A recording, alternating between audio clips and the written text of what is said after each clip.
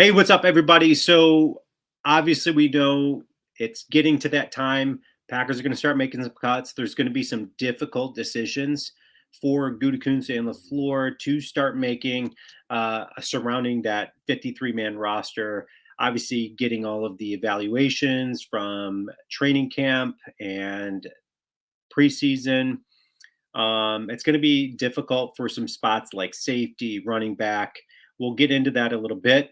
Also, talk through the cut that was made by the Packers that kind of surprised a lot of people. Didn't really surprise me a whole lot.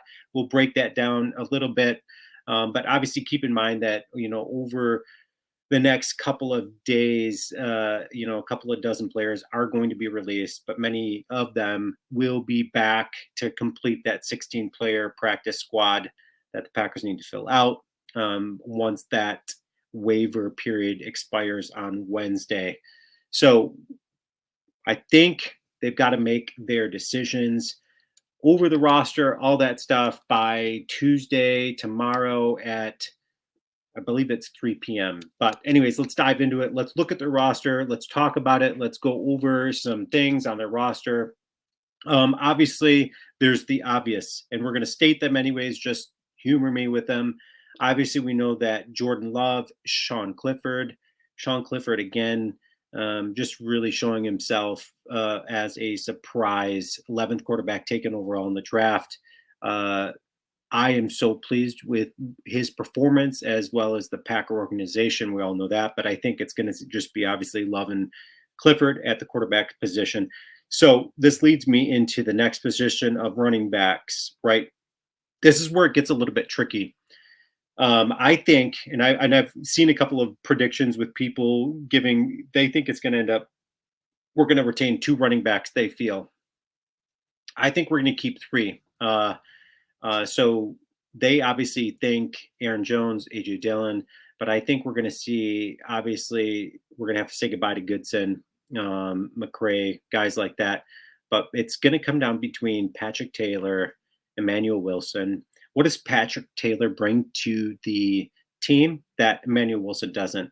His presence, open field block, his pass catching abilities, Patrick Taylor brings a lot of that Wilson doesn't bring. Wilson's so young and raw, but this dude has been an absolute train in the backfield this preseason. We've all seen it. His numbers are off the charts.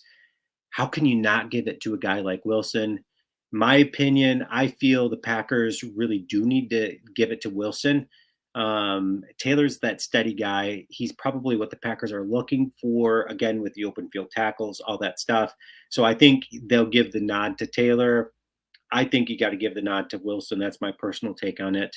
I'm probably off on that, but I'm okay with being off because I think Wilson is going to have a presence in the NFL.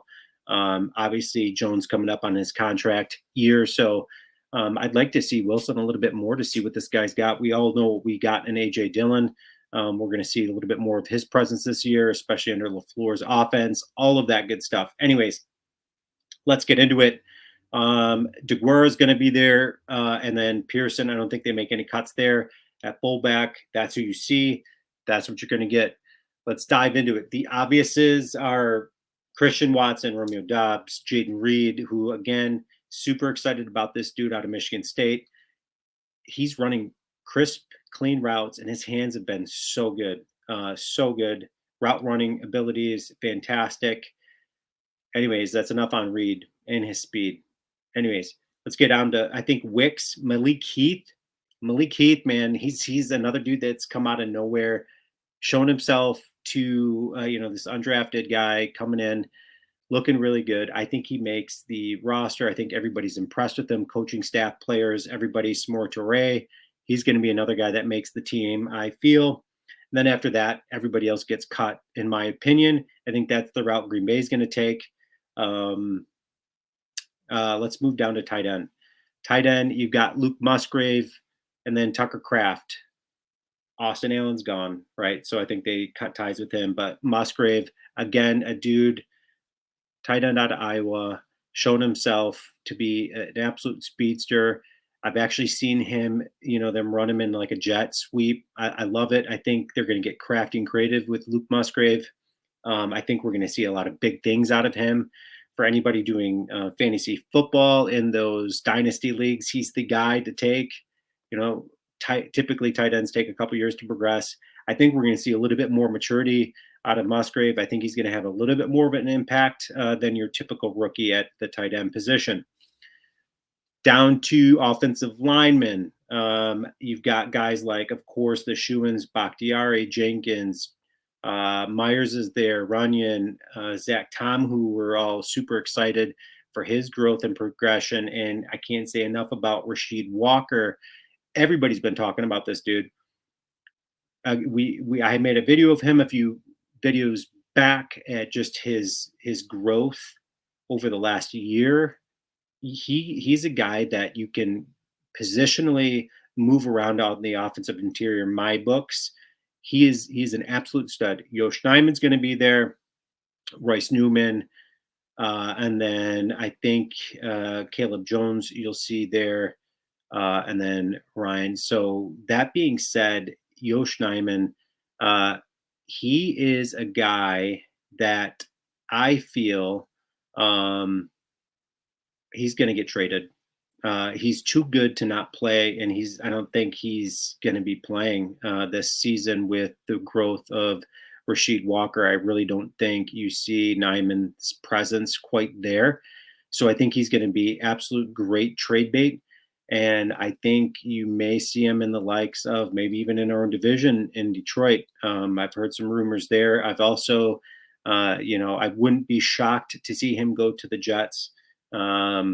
Jets need a lot of help on their offensive line, so maybe he joins Aaron Rodgers again. Who knows? Time will tell. We'll see. Let's break it down. D line. Let's go to the D line. The interior, you're going to have guys like Kenny Clark, Wyatt, of course. I'm super excited about this dude out of Georgia.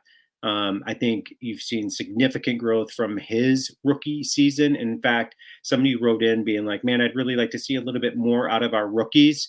That we've taken so early on in our draft picks over the last handful of years. Wyatt, you're going to see a lot of growth out of that guy.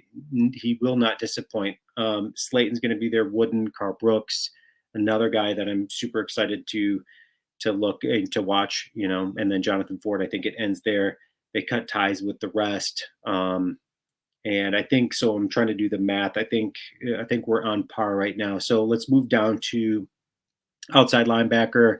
They're obviously going to retain guys like Gary, Preston Smith, Lucas Van Ness. It's not even worth mentioning, but I am wanting to mention Kingsley, aka JJ. Dude, this guy is going to have, I think, a really big year, a nice year. I think, again, you're seeing a lot of growth out of this guy. He's matured a great deal. Everybody around him has been talking about him and his growth. So I'm excited to see what he brings to the table, to the football field this season. Justin Hollins, I think, is there as well. Obviously, that's a no-brainer.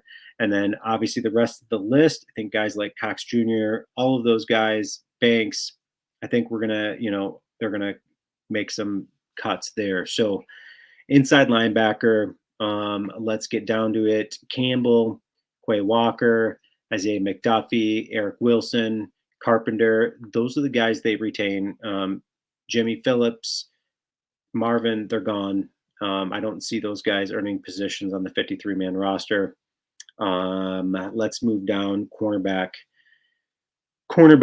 obviously the Schuins. It's not again worth mentioning, but we're going to do it for the sake of the math. Jair Alexander, we've got Douglas, Keyshawn Nixon, Carrington Valentine, 7th round stud, probably the steal in the draft. Super excited to see this guy. He's done nothing but perform, whether it be in training camp, practice, whatever, preseason. This guy is an absolute stud. Super excited of the growth there. And then Corey Ballantyne, he makes the list. And you obviously have Eric Stokes there on the PUP list. So Stokes, again, that dude's a stud as well. Hope he comes back from his injury good. So, that's the healing time has taken a lot longer than Stokes projected, that the Packers projected, but he's going to make the PUP list. So a couple weeks we'll see him. Safety. Now here's the big looming position, running back, safety, that nobody knows. I think they're going to keep probably four safeties. It's going to be Savage and Rudy Ford. Those are the shoe-ins. After that, it's this huge question mark of what they do, right? So Jonathan Owens, he's looked good.